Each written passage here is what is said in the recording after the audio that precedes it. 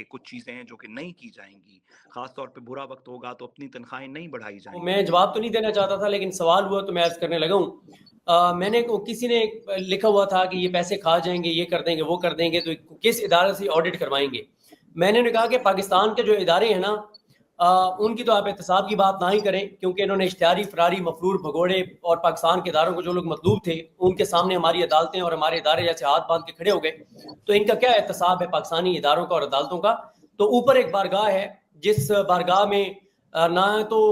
کسی جج کو کوئی ویڈیو دکھا کے کوئی فیصلہ لیا جاتا ہے, نہ کسی جج کو کوئی آڈیو سنا کے یا فائل دکھا کے, نہ وہاں کوئی سفارش ہوتی ہے, نہ ہی کوئی وہ عدالت اللہ تعالیٰ کی عدالت ہے. تو ہم سب سے پہلے تو اس عدالت میں جواب دیں. تو ایک ایک روپے کے ظاہر ہے ہمیں اللہ کی ذات کے سامنے کیونکہ جواب دیں تو انشاءاللہ ہم نے, بلکہ جو ریکارڈ بنا رہے ہیں وہ آڈیٹیبل ہے, کل کو کوئی بھی اس کو آڈٹ کرانا چاہتا ہے, کرنا چاہتا ہے تو ہم حاضر ہیں. باقی جو ہے وہ جس طرح سے عمران بھائی نے بتایا کہ ہماری ٹیمیں جو موو کر رہی ہیں تو وہ سارے کے سارے پیسے جو ہیں وہ, کیونکہ عمران بھائی خود تو نہیں بتاتے لیکن میں بتا دیتا ہوں کہ وہ عمران بھائی نے ہی بھیجے ہیں, جو انہوں نے پرسنل اس سے بھیجے ہیں, جو وہ موو کر رہے ہیں یہاں سے جہاں جہاں بھی ہماری ٹیمیں ٹریول کر رہی ہیں, اس میں بالکل سیلاب زدگان کے پیسے جو ہیں وہ شامل نہیں ہیں. تو ہم اللہ کی بارگاہ میں اس کے جواب دیں, اور اسی لیے ہم مسلسل یہ کہہ رہے ہیں کہ ہم تو صرف اس چیز کو ہائی لائٹ کر رہے ہیں کہ یہ کام کرنا چاہیے. کوئی کسی کے ساتھ کرنا چاہتا ہے کرے, خود کرنا چاہتا ہے کرے, فیملی کے ذریعے کرنا چاہتا ہے, دوستوں کے ذریعے کرنا چاہتا ہے, کسی ادارے کے ذریعے کرنا چاہتا ہے. اس ٹرانسمیشن کا مقصد ریئلائز کرانا ہے لوگوں کو کہ نقصان بہت ہو گیا. دیکھیں آخری بات اس میں یہ ہے کہ ہونا تو یہ چاہیے تھا کہ ٹی وی چینلز دکھاتے کہ کتنا بڑا سانیہ ہو گیا, کتنا بڑا نقصان ہو گیا, کتنی بڑی قیامت برپا ہو گئی ہے اس وقت لوگوں کے لیے. لیکن ہمارے اس وقت نظام کی جو پالیسی ہے وہ یہ ہے کہ ٹی وی چینل سے خبریں غائب کروا دو, سب اچھا ہے. اخبار میں سے خبریں بڑی سے چھوٹی کروا دو, سب اچھا ہے. ہونا تو یہ چاہیے تھا کہ آپ دکھاتے میڈیا پہ, لیکن مسئلہ یہ ہے کہ میڈیا پہ دکھائیں گے تو پھر اپنی حکومت کا کیا بنے گا. اور اس وقت تکلیف دہ بات تو یہ ہے کہ پنجاب کے فیصلے تمام وہ لوگ کر رہے ہیں جن میں سے کوئی ایک بھی الیکٹڈ نہیں ہے, کوئی ایک بھی عوام کے ووٹوں سے نہیں آیا ہوا. تو پھر یہی ہونا تھا جو اس وقت ہو رہا ہے. ساتھ بھی ہم بات کر رہے تھے, ایک تو ڈیزاسٹر ہے, دوسرا اس سے بڑا ڈیزاسٹر یہ ہے کہ پاکستان میں حکومت ہی ایک بہت بڑا ڈیزاسٹر ہے. یعنی انہیں سمجھ ہی نہیں آ رہی کرنا کیا ہے, اور جس طرف وہ لے کر جا رہے ہیں وہ بڑا انفارچونیٹ ہے. یہ ایک چیز ہمارے اوپر, ایک اور مصیبت یہ ہے. تیسرا وہ اس کو ڈاؤن پلے کر رہے ہیں, ایسا لگتا ہے وہ بتانا ہی نہیں چاہتے کہ کتنی بڑی مصیبت آئی ہے. اب اس کو ڈاؤن پلے کرنے سے آپ کو لگتا ہے کہ ڈیجیٹل میڈیا کے اس دور میں وہ کچھ اچیو کر لیں گے یا وہ کر بھی پائیں گے؟ صدیق جان بھی آ گئے جی, الحمدللہ واپس. جی صدیق جان صاحب ویلکم. جی سعد رسول صاحب. عمران بھائی آپ نے جو بات دیکھیں, جو یہ ایک اس وقت انسانی المیہ چل رہا ہے, اس کے اندر کچھ تو نیچرلی اس کے کلائمیٹ چینج کے دیگر کانسیکوینسز کی وجہ سے ہے, لیکن بہت باقی دنیا کے اندر بھی کلائمیٹ چینج کے مسائل ہیں, وہ ان کو ہم سے بہت بہتر مینج کرتے ہیں. امریکہ کے اندر ہر سال ٹورنیڈوز آتے ہیں, ان کی ایجنسیز ہیں, فیما جیسی ایجنسیز ہیں, فیڈرل ایمرجنسی مینجمنٹ ایجنسی جیسی, جیسے ہمارے پاس ہم نے NDMA بنائی, جن کا کام ہے اس کو بہتر مینج کرنا. لیکن انفارچونیٹلی آپ اس طرح کے کچھ اداروں کی طرف دیکھ لیں یا تمام حکومتوں کی طرف دیکھ لیں, اس میں تقریباً کوئی تفریق نہیں ہے. کسی بھی صوبے کی حکومت ہو, انکلوڈنگ جو PTI کی اس وقت کی گورنمنٹ ہے KP کے اندر, وفاقی حکومت, سندھ کی حکومت, پنجاب کی حکومت, اس میں دو باتیں آپ کی اجازت سے عمران بھائی نظر آتی ہیں. کچھ ایزمپشنز تھیں, کچھ مان تھا پاکستان کے سسٹم کے اندر کہ کچھ چیزیں نہیں ہوں گی, یا جب پوائنٹ آؤٹ کی جائیں گی تو پھر اس کے بعد وہ نہیں کی جائیں گی. اگر میں کوئی غلطی کر رہا ہوں پہلے تو مجھے کرنی نہیں چاہیے, لیکن اگر پوائنٹ آؤٹ کر دی جائے گی کہ یار یہ دیکھو کتنی غلطی ہو رہی ہے, اس کو ویڈیو پہ, سوشل میڈیا پہ, ٹویٹر پہ بتایا جائے گا کہ دیکھیں یہ نہ کریں. تو کچھ مان تھے کہ ہماری جیسی بھی گورنمنٹس ماضی میں آئیں, وہ ڈکٹیٹرز کی گورنمنٹس بھی ہوں, جمہوریت کی گورنمنٹ بھی ہوں, جب انہیں تھوڑا امبیرس کیا جاتا تھا تو وہ امبیرس ہو جاتی تھی. جب یہ بتایا جاتا تھا کہ یہ دیکھیے یہ ظلم ہو رہا ہے اور آپ ایسے نہ کیجئے, اپنی تصویریں نہ چھاپیں, یا اس کے اندر واقعی صرف تشہیر سے زیادہ تھوڑی سی اگر لوگوں کے ساتھ آپ مہربانی شفقت کریں گے تو یہ پاکستانی لوگ ہیں, یہ دل کھول کے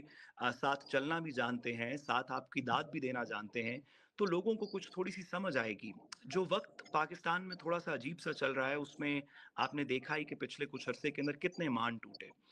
हमारे इदारों से काफ़ी मान टूटे, अदालत से बड़े मान टूटे, हमारी पार्लियामान से बड़े मान टूटे कि कुछ चीज़ें हैं जो कि नहीं की जाएंगी, ख़ास तौर पे बुरा वक्त होगा तो अपनी तनख्वाहें नहीं बढ़ाई जाएंगी।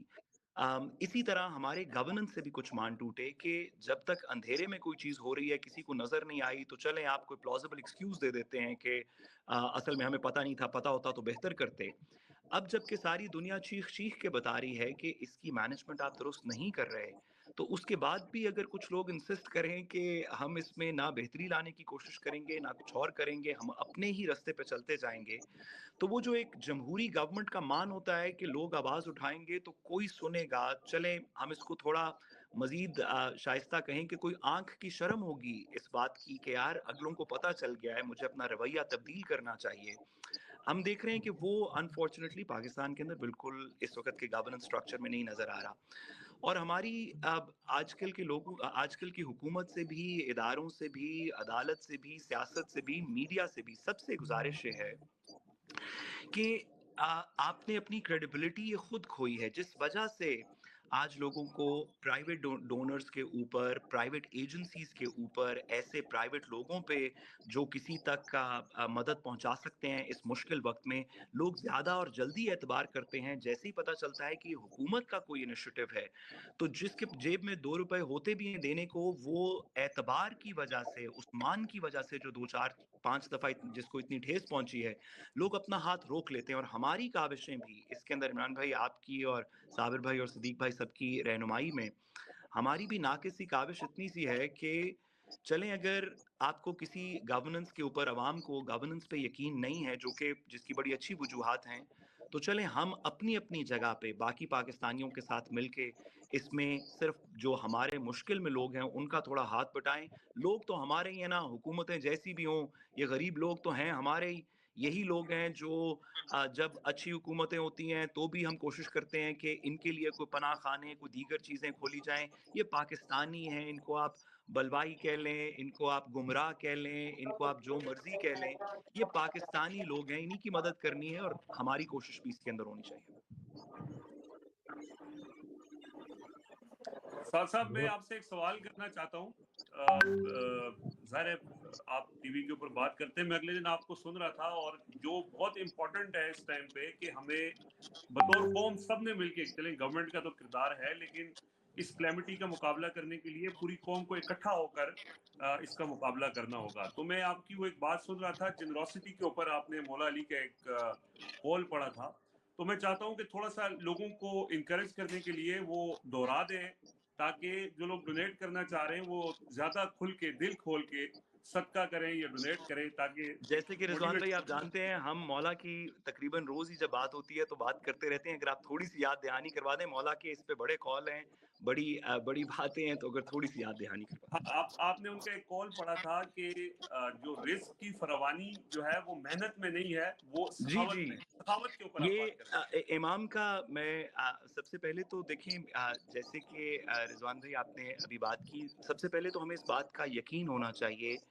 कि अगर आप कोई, मुझसे बेहतर दीन को समझने वाले लोग भी मौजूद हैं, लेकिन हमें इस पे बात करनी चाहिए कि आप कुरान मजीद को, किसी भी चीज़ को किसी भी तरफ से देख लें तो देने से रिस्क बढ़ता है, देने से रिस्क कम नहीं होता। ये हमारे हमारे अकीदे की दलील है,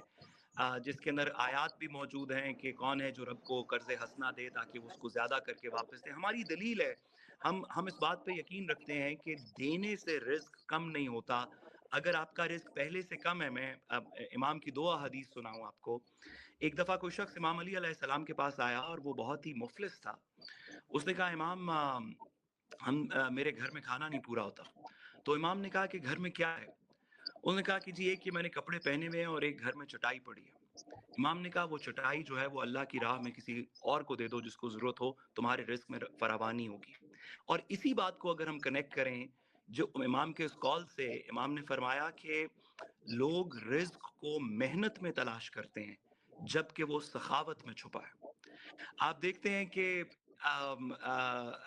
ऐसे ऐसे लोग हैं, हम तो सारा पाकिस्तान जैसे सुबह उठता है, रोज मेहनत मजदूरी करता है, اگر اس بات کو اگر آپ دنیا میں دیکھیں بھی، ہمیں ہمارے ارد گرد کتنے لوگ ہیں جو کہ آپ کبھی کبھی دیکھتے ہیں کہ اللہ تعالیٰ نے ان کو کتنی رزق کی فراوانی دی ہوئی ہے، تو آپ سوچتے ہیں محنت شہنت تو کرتے نہیں ہیں، یہ کیسے کرتے ہوں گے؟ تو امام کا یہ کہنا ہے خاص طور پہ مشکل وقت میں کہ لوگ رزق کو محنت میں تلاش کرتے ہیں جبکہ وہ سخاوت میں چھپا ہے۔ تو ایک طرف سے اگر ہم یہ بھی کہتے چلیں کہ اس وقت آپ کے پاس کم ہے، زیادہ ہے، جیب میں 1 روپیہ ہے، 2 روپے ہیں، 10 روپے ہیں، جو زیادہ صاحب حیثیت ہیں وہ اپنی حیثیت کے مطابق، لیکن اگر سب کچھ تھوڑا تھوڑا دیں تو اس یقین سے دیں کہ یہ ان کے رزق میں کمی نہیں ہوگی، اس سے ان کے رزق میں اضافہ ہوگا۔